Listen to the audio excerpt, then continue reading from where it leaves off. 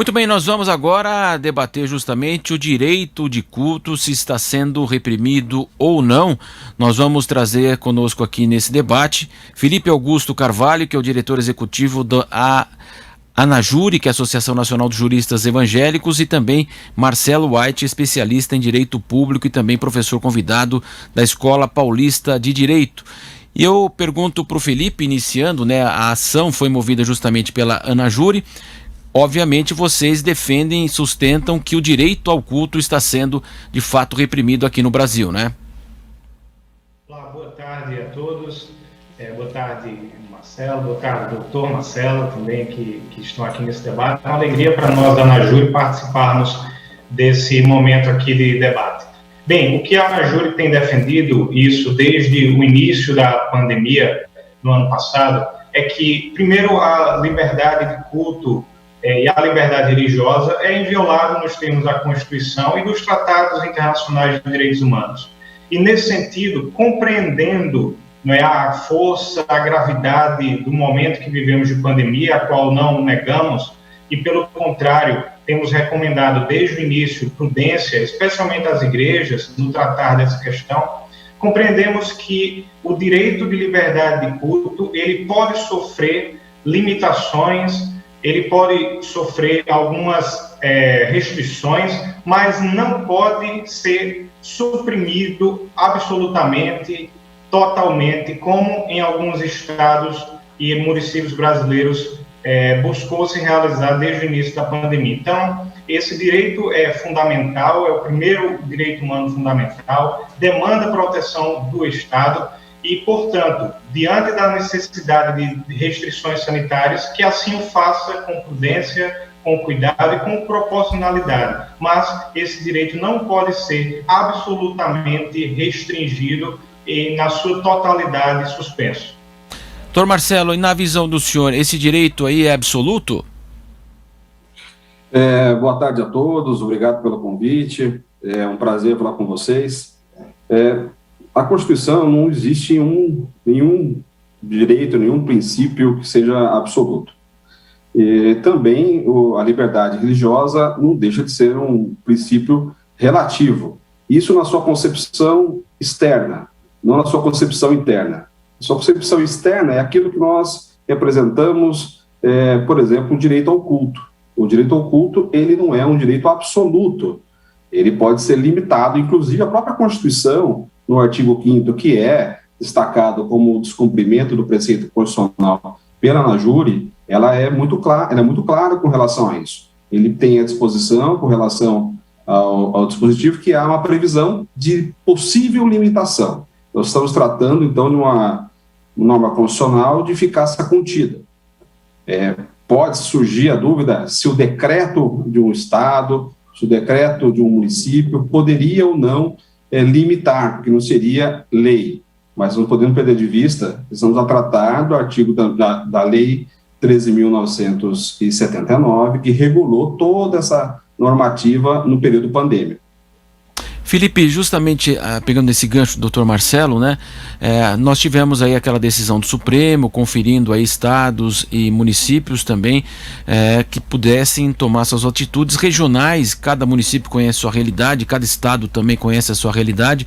Isso, inclusive, é muito utilizado pelo presidente Jair Bolsonaro para dizer que ele não pode tomar uma decisão em âmbito nacional. O Supremo já esclareceu que não é bem assim, mas de qualquer forma, você acredita que aquela determinação anterior do Supremo, ela autorizaria então os prefeitos a decidirem essa questão envolvendo os cultos e as missas?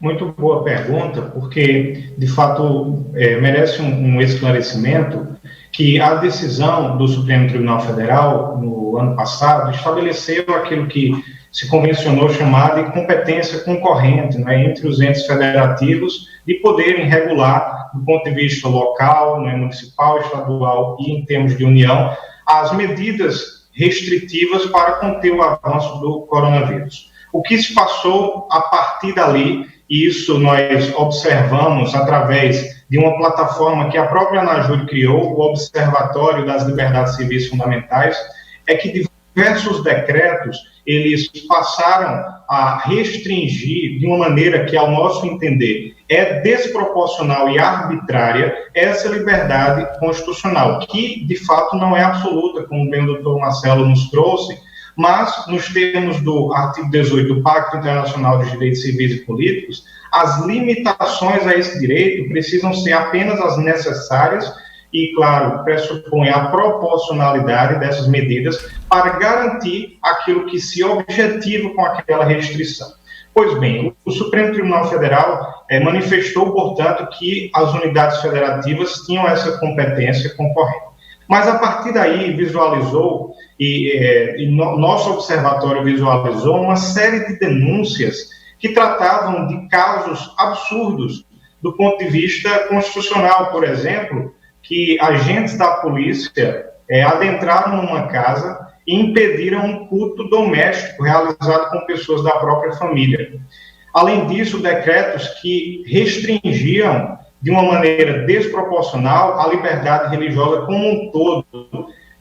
Inclusive, da leitura dos decretos, não se pode afirmar, por exemplo, que haveria possibilidade de transmissão de uma cerimônia religiosa, porque vedava-se completamente, e esse termo eu destaco, completamente qualquer atividade de natureza religiosa.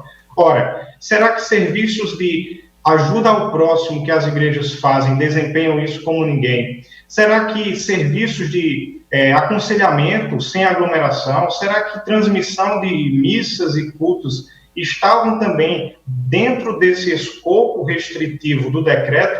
Pela leitura do decreto que veda completamente a atividade religiosa, poderíamos dizer que nem mesmo essas atividades. Então, esses decretos nos motivaram a ingressar no Supremo Tribunal Federal e para isso movemos 3 ações, 3 arguições de descumprimento de preceito fundamental para questionar a constitucionalidade desses decretos na sua razoabilidade, na sua proporcionalidade. E, portanto, consideramos que o julgamento do ano passado não confere um cheque em branco para os prefeitos e governadores passarem por cima de direitos fundamentais. E, então, o Supremo Tribunal Federal, inclusive, nesse momento, julga essas questões no caso que foi movido questionando o decreto do Estado de São Paulo. Sem dúvida. O doutor Marcelo, o senhor nos ouve?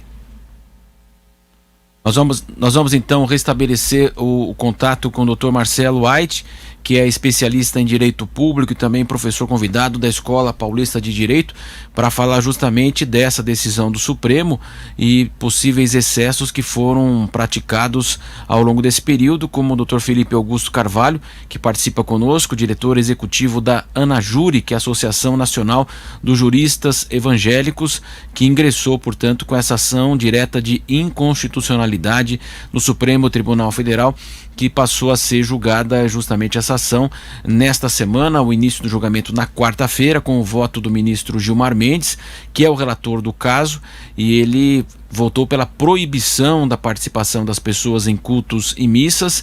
Na sequência desse julgamento, nesta quinta-feira, o ministro Nunes Marques, então, que conferiu a liminar no último sábado, na véspera do domingo de Páscoa, houve uma grande, no final do dia, inclusive, e houve uma grande repercussão, porque era uma data, claro, muito especial para os cristãos, então se a igreja poderia abrir ou não.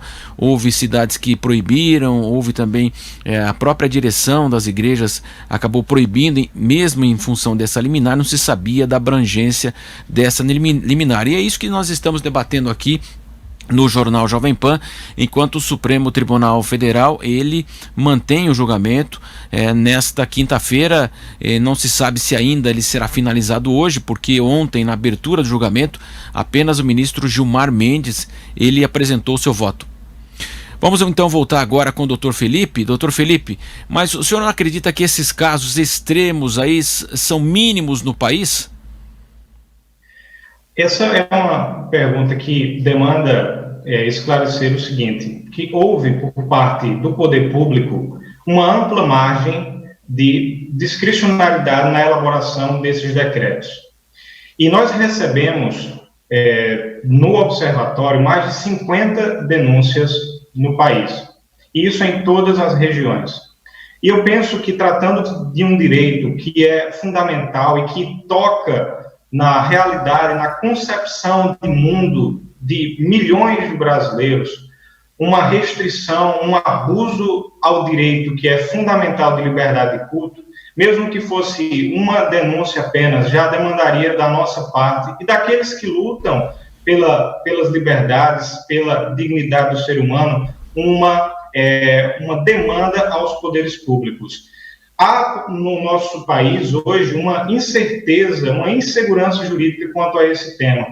E esse é o momento em que se apresenta ao Supremo Tribunal Federal a oportunidade de conferir balizas, critérios para, nesse esforço harmonizador, nesse esforço de traçar as diretrizes ao poder público, de poder, ao mesmo tempo, e aqui não se fala em escolher entre saúde e liberdade religiosa, entre ir ao culto, a uma missa e ficar em casa para não ir para o hospital depois. A questão aqui que se impõe a todos nós, e aqui eu penso, Marcelo, que é uma ocasião também que nos leva, em termos de sociedade, a pensarmos os nossos fundamentos, aquilo que o governo, de fato, tem, a maneira que tem conduzido as questões públicas, é de pensarmos que há uma possibilidade, há um caminho para buscar conciliar essas necessidades, as necessidades sanitárias, as proteções, os cuidados devidos, ao mesmo tempo em que não se viole, não trate com leviandade um direito fundamental, que é o de liberdade religiosa. Nesse sentido, nós, inclusive nas nossas manifestações e nos memoriais ao Supremo Tribunal Federal, destacamos algumas decisões de cortes internacionais que tratam dessa mesma dinâmica. Por exemplo, na Suprema Corte do Chile, recentemente, no mês passado, houve uma decisão que tratou exatamente desse ponto. Qual era o limite para o poder público restringir esse direito? Será que é possível totalmente suspendê-lo, ou será que há um caminho da harmonização, da conciliação? Então, outros países, como a própria França e Estados Unidos, têm decidido nesse sentido. O que buscamos, portanto, não é uma abertura irrestrita, não é, diante do momento que estamos, um cheque em branco para os pastores religiosos como um todo, poderem abrir sem se preocupar com nenhuma medida sanitária. Tampouco queremos fazer isso pelos cristãos apenas. Veja-se que a liberdade religiosa conferida na Constituição é para todos os grupos, e inclusive não pode haver discriminação entre as religiões. Então, também não queremos um privilégio, como ontem, inclusive, durante o julgamento, foi aventado por alguns advogados. Não queremos privilégio, queremos que, igualmente, as pessoas tenham a sua liberdade de culto protegida, claro, com as medidas que se fazem necessárias, seguindo as orientações dos órgãos de saúde nacional e internacional. E, nesse sentido, permite-me apenas pontuar que a própria OMS tem recomendado aos poderes públicos que estabeleçam medidas que venham a incluir as atividades religiosas como uma dimensão da espiritualidade humana necessária para esse combate à pandemia.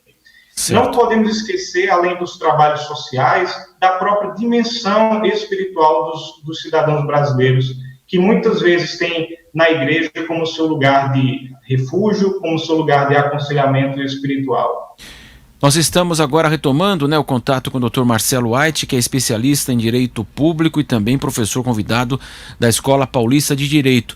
Eu retomo aquela pergunta para o senhor, a questão dos estados, municípios, de decidirem em relação à abertura ou não dos templos e também das igrejas. Marcelo, essa questão ela é um tanto quanto sensível, mas ela não é de muita complexidade. A Constituição ela é muito clara com relação à tripartição de responsabilidades no que concerne ao direito à saúde e, por isso, da possibilidade das limitações.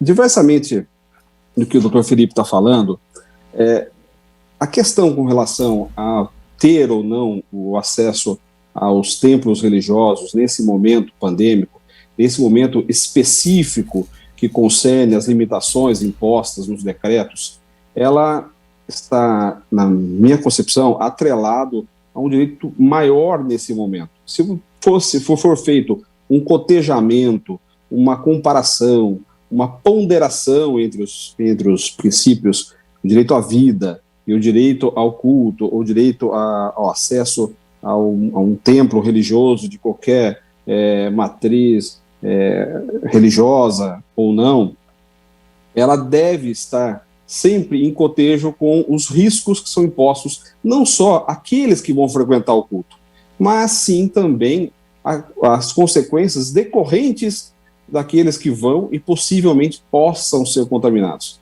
Não estou aqui a falar que vão ser contaminados.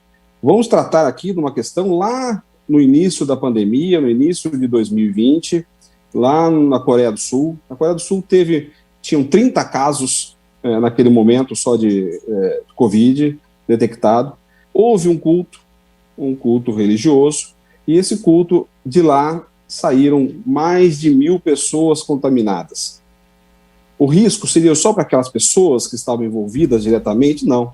Ela serviu para a proliferação da questão da pandemia. Agora, o que nós temos que pensar nesse momento, eu acho que a gente tem que pensar um pouco de forma fraterna, de forma um pouco mais, para alcançar um pouco mais, forma mais elevada essa questão. Não estamos só a tratar da questão do acesso ou não à religião, acesso ou não ao culto religioso, mas sim no âmbito, se você pensar com o âmbito da vida. Hoje nós temos no estado de São Paulo e no Brasil como um todo, mais de 21 capitais com mais de 90% de ocupação de leitos. O estrangulamento absurdo. Então, qualquer medida restritiva, ela serve sim para minimizar as consequências. Agora, podem falar, não, tem a questão do transporte público, as pessoas circulam, a questão do acesso ao trabalho, as pessoas circulam, podem ser contaminadas da mesma forma. Mas ali nós estamos tratando de algo relativo à produção econômica, à circulação da economia, que não pode parar nesse momento. Seria catastrófico se parasse nesse momento. Mas uma limitação temporária dos cultos não vislumbro como se fosse uma ofensa abissal com relação aos preceitos constitucionais, a ponto de ser concedido, alegada inconstitucionalidade, ser reconhecida a inconstitucionalidade dos preceitos constitucionais. Porque é uma medida necessária, é uma medida adequada, é uma medida adequada, é uma medida necessária, é uma medida necessária. Ela é proporcional, porque ela é limitada no tempo. Ela não se alonga ad infinito para você sustentar que ela está havendo uma ruptura total e indiscriminada com relação ao direito ao acesso ao culto, direito religioso.